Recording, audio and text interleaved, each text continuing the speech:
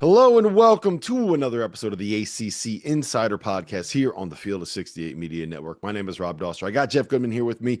We got a fun interview today, Jeff. We were able to catch up with Tyler Hansbrough, a guy that most North Carolina fans probably know who he is, and a lot of Duke fans probably do not like that gentleman. But we talked to him about the rivalry, the Duke North Carolina game that's coming up on Saturday, and a little bit about how that game is going to play out, but mostly about how what his memories are, what it's like playing in that rivalry, and what it was like winning 4 games in Cameron Indoor Stadium. He seems pretty happy about that, Jeff.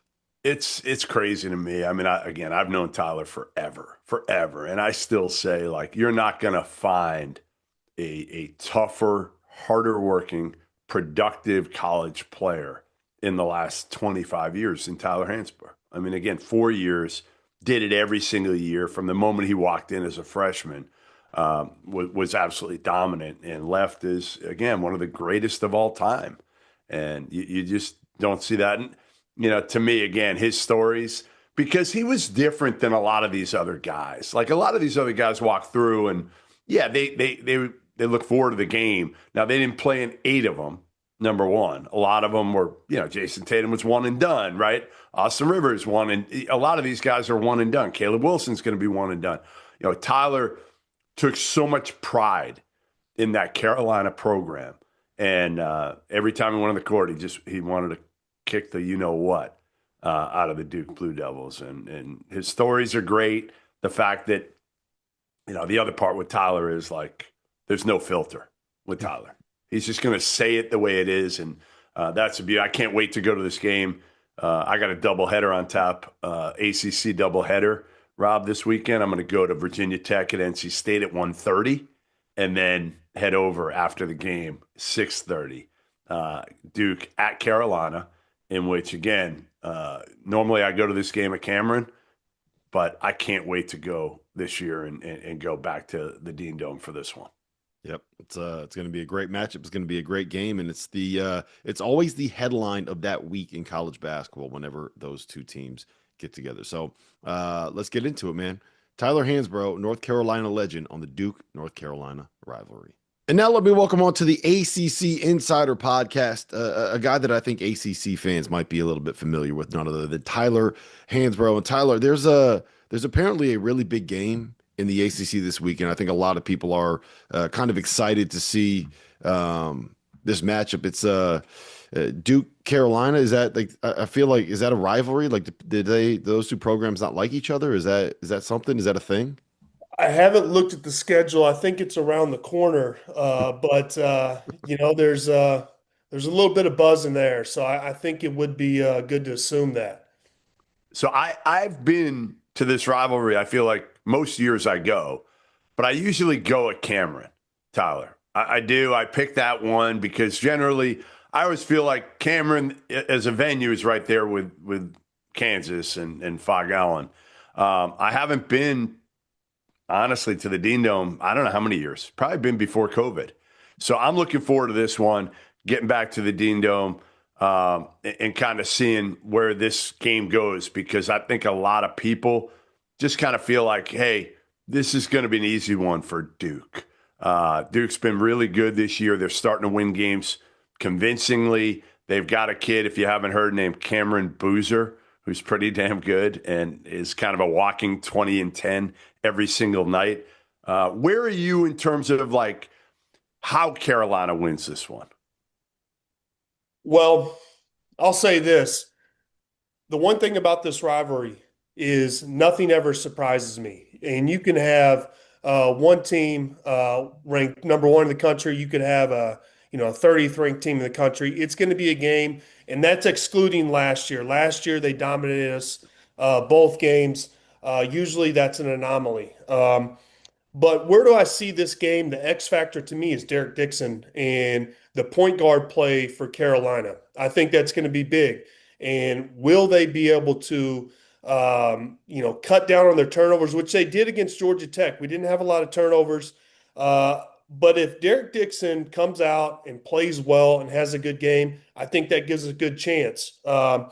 And one thing I will say is Cam Boozer's had a heck of a year. Early on, we saw him struggle against length. Henry Vasar down low. He's a lengthy guy. He's not the strongest, but he's a lengthy guy. And he can contest and change a lot of shots and make life, difficult for offensive players. And I think that's going to be an X factor as well. And we know Caleb can play. How good of a game will he have? Will he have a big breakout game? That could be another X factor. But when it's all said and done, how Carolina has a chance to win this game is how good is their point guard play going to be on that night. The game that I kind of think of that makes sense in terms of the context of this season is when you were a freshman, right? And you guys went into Cameron Indoor Stadium. I think it was, I want to say it was Duke's senior night. And you guys knocked them off in a game where you're kind of Carolina came in as a team ranked in like the mid-teens. Maybe you were in the low 20s or something at that point. And like you said, it's just a rivalry matchup where anything can happen. What what is it like when you step onto that court against a Duke team that is ranked the way that they are ranked, that has the hype that they have, and how does the rivalry itself kind of lead to a level of emotion in those matchups where you kind of can say, all right, throw the records out the window? Yeah, and it's when you talk about being part of this rivalry, the one thing I will say about that game is Duke beat us in the Smith Center handily prior. So that was the last game of conference play is when we walked into Cameron and beat them my freshman year. And that second time around, we knew how to prepare. You can get a little exhausted your first time playing this rivalry. You're building up to the game. There's a lot of commercials. There's a lot of hype. Everyone's talking to you, making a lot about this rivalry. And so if you don't handle that right, it can get to you. And I remember when we first played Duke in the Smith Center, I was exhausted before tip. I just had put everything into practice. I was so hyped up. And, I had to go against Sheldon Williams, who was a strong guy. We banged the whole time and really wore me down. And the other aspect is JJ Redick. He lit us up for 38, maybe 36, whatever. And he was constantly moving and running. And, he was the best college basketball player I've ever played against to that point. And losing that game was a big wake up call to us. And it taught us how do we prepare for this, game going into Cameron. And we had a chip on our shoulder. We had a bunch of players that were young, inexperienced, going against a veteran team. We walked into Cameron, surprised a lot of people. We were more prepared the second game. My big worry or concern is, this is the first time for a lot of players in Carolina playing this rivalry, but also it's the first time for a lot of Duke guys as well.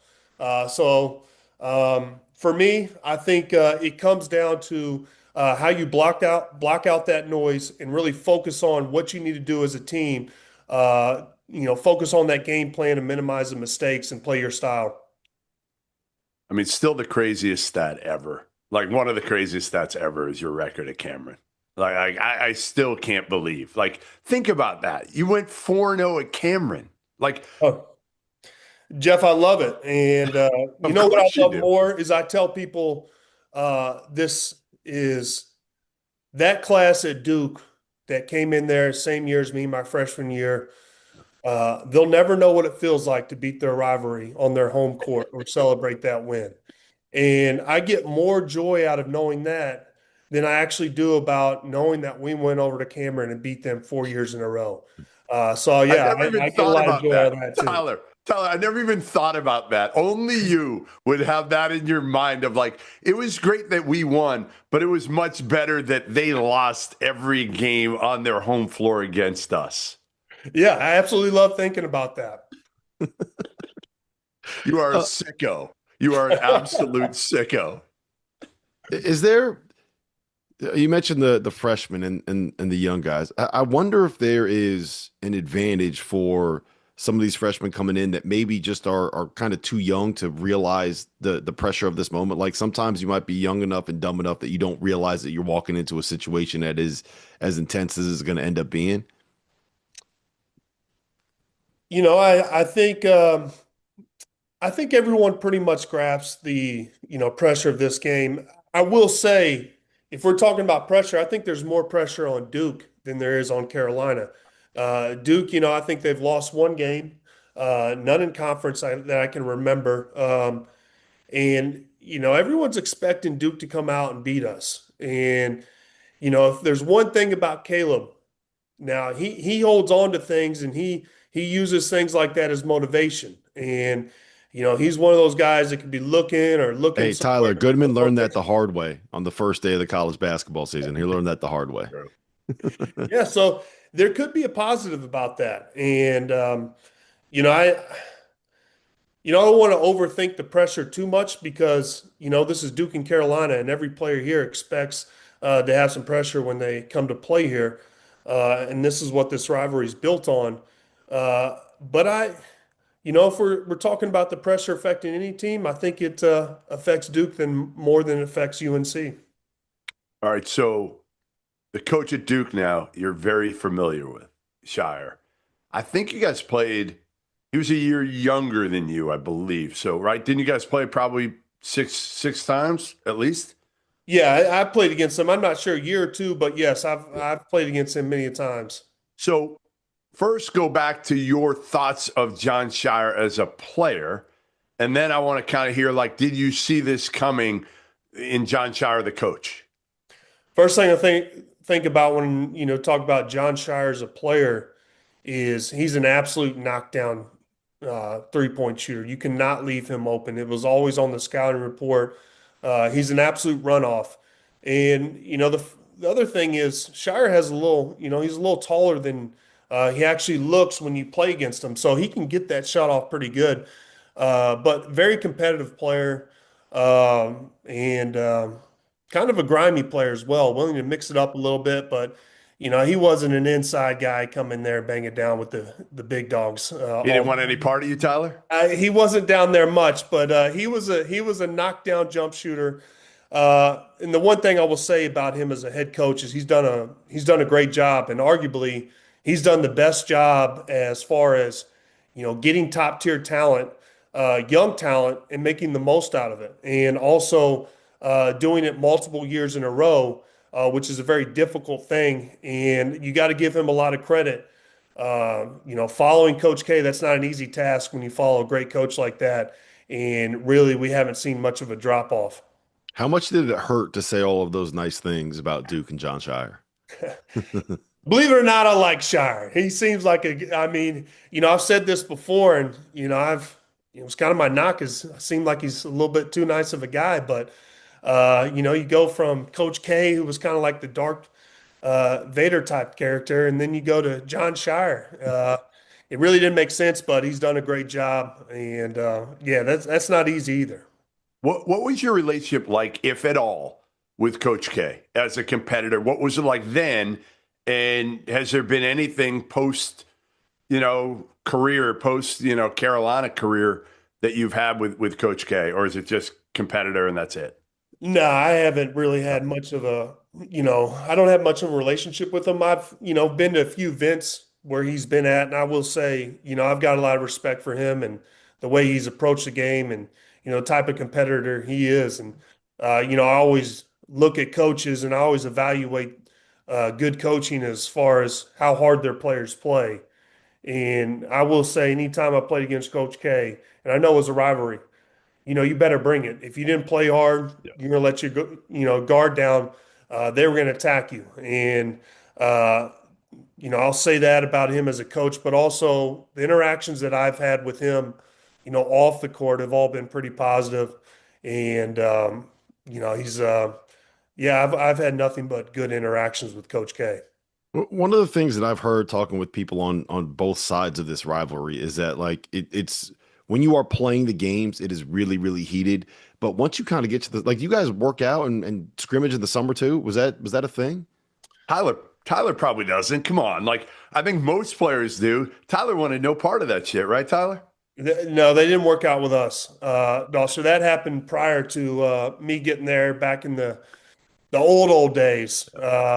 So you got there and you shut that shit down and you said, "Listen, no, yeah, no, No, it wasn't. That's They the played enemy against. right there." They played against us once, and they came over to Smith Center, and I was working out, and me and my teammates were like, "Man, what are they doing at our gym? Let's go out there and work them." Blah blah blah.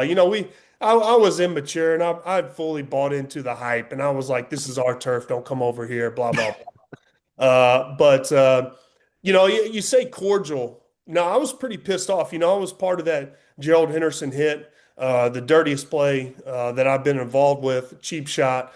We're friends now. We're over it. But that was one thing that I've always looked for. I was going to get his ass back in some capacity, and I've let go of that. But no, there was nothing cordial about me when I was at UNC towards the Duke players. I will What say, if look, now, that Tyler, what if now you played Gerald Henderson in one-on-one? What would happen? I think we both walk away hurting at this point. I think we both need some medical assistance leaving that court. It's we're well past our days. Maybe you should play pickleball against Gerald. Maybe Yeah, that's safer. hopefully. I'm not sure if he plays pickleball, but I'd love to play him. I will say, Tyler, that might have been a dirty play, but it gave us one of the most iconic pictures, I think, in Ever. in college basketball history. There's one of you. I don't know if you're in like the locker room or the training office or something like that afterwards, and you got blood all over your face, you got blood all over your jersey, you got blood all over your arms, you got like I think it's like tissues or something stuffed up in your nose, and you got a big old smile on your face. And I'm like, when I think of Tyler Hansbrough, that is what I think of right there. Yeah, and after that hit, I was bleeding so much. The one thing about it, I couldn't believe I was coughing blood. It was spewing everywhere. I was pissed off, and finally I get back into the training room, and someone has a camera and someone's documenting this whole thing. I'm like, why in the hell are you taking a picture at first? And then I was like, well, might as well make the most out of this. Give him a good shot. It was actually the team dentist at the time. Uh, and so, yeah, that picture circulated. And, at the time, I didn't know if my nose was broken or not, but went and got some x-rays. Sure enough, it was broken. And, I wasn't in a lot of pain. The adrenaline was going a lot in the training room, but the next morning, man, my nose and whole face was pretty sore, swollen as well. We learned that Tyler was a bleeder. And that's what we learned. You were never going to go into the octagon because you are a bleeder, my man. Oh, yeah, that's the most I've ever bled. Yeah, it was crazy. Give me the highlight even off the court. Give me something that maybe we don't know about that happened post one of those wins at Cameron, whether it was in the locker room, whether it was partying that night on Franklin Street. Give me something that people just kind of don't know about. So I've got two stories for you, and I'll tell you this is more basketball related, but my favorite win was our freshman year at Cameron, but a close second for me was my senior year when we beat Duke at the Smith Center. Just because as my last game, I was going to play in the Smith Center. There's a lot of pressure. Family came in. There's a lot to it, and you can get caught up in that and lose a little bit of focus for the game. But there's a big relief walking off that court after we beat them my senior year. There's a lot of people. MJ was there, so that was pretty cool. But that was the basketball related story. This is the other one, and I'm not going to give you names because this person will know who this is, and a lot of other people who were there will know him. We beat Duke our freshman year at Cameron. Everyone's real excited, and we're trying to take a quick shower. I call it going through the car wash. When you wash your car, you just drive right through it. When you're trying to take a quick shower, get out to Franklin Street. So I, threw some water on me, wiped off, and we take the bus back. And we get to Franklin Street. We're out. Everyone's partying, and we got this crazy friend who used to celebrate big victories. I'm not sure what he called it, but he would throw a shot on his head, and he would light his hair on fire. And then he would have a guy dump a bucket of water on his head, and then take a real shot. Well, that night we'd only seen that happen a couple times. Well, he missed the water jug, missed his head. and so his head was still on fire. And so I remember, I was young, I wasn't drinking. So a bunch of other people were just pouring beer on his head while he's running around. But that was one of my favorite stories and memories from after beating Duke at Cameron. So hold on, just to confirm, when you're saying that you're not going to name this guy, people are know who it is. That this was not Tyler Hansbrough that was lighting his head on fire. Sure enough, I was smart enough not to light my head on fire back in the day, believe it or not.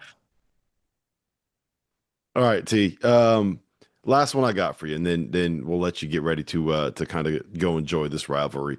What is the I remember talking with Randolph Childress about this, and he said that when he would walk into Cameron Indoor Stadium, like the way that you have to walk in, you're just kind of going through all of the fans. Like there's no way to kind of get in a back door or anything like that. Like you got to go through the crazies, and they're like yelling stuff at you. They're right there on the court, right next to you. What's the craziest thing that you've heard from a fan in this rivalry?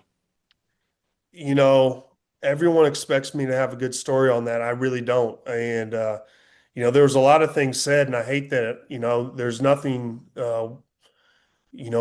one thing that a fan said to me that I really remember.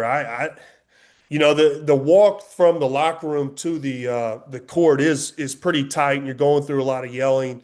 And for some reason, I always try to block it out right going before the court. And so there was nothing said that comes to my mind, but I'll just kind of describe. It's like getting off a small airplane that's really crowded. But imagine that walkway with a bunch of Cameron crazies just yelling in your face as you're heading towards the court. That's kind of how narrow that path is getting to the court. So yeah, there's nothing anyone said that comes to mind. They are, you got to give Duke credit. They got some smart fans. There's a reason they're in Duke. But nothing in particular comes to my mind as far as what a fan said. All right, last one I got for you. Pretend I am Caleb Wilson and give me your biggest piece of advice or your pep talk to Caleb Wilson before this game. I would say play your game and don't get caught up in the hype. Do what you do, play aggressive, and attack every single chance you can get. And I always say Caleb plays best when he's in attack mode, and I think he's best when he's not passive, when he's getting rebounds, defensive rebounds, and then just putting his head down and leading the transition. Always good happens when he does that. So I would just tell him to attack. You like him a lot, don't you? Watching him. I'm a big fan of Caleb. He works hard. He plays with great energy. He's fun to watch. Very competitive. So I've really enjoyed watching him have a lot of success this year. Hey, Goodman, North Carolina's got two bigs again. Tyler's never been happier. This is this has been the greatest season of his life, watching North Carolina play with two bigs again. Tyler would love him if they had five bigs on the court. No guards, just five. Just rolled out five bigs and just played bully ball. Yeah, it's been a 180 from last year. Yes, it has. Yeah. Well, tell you, listen, man, we appreciate you jumping on. And we're fired up, man. And do me a favor, just kind of keep Goodman under control when you guys are at the game on Saturday night. All right. He gets a little excited sometimes. Just kind of keep him in line, keep him in control. Don't let him embarrass. Don't let him embarrass the Field of 68 name, please. I've got Goodman. Exactly. Tyler takes care of me. Come on. All right, T. We'll see you, man. Thank you. All right, fellas. Thanks, I'll see you man. guys.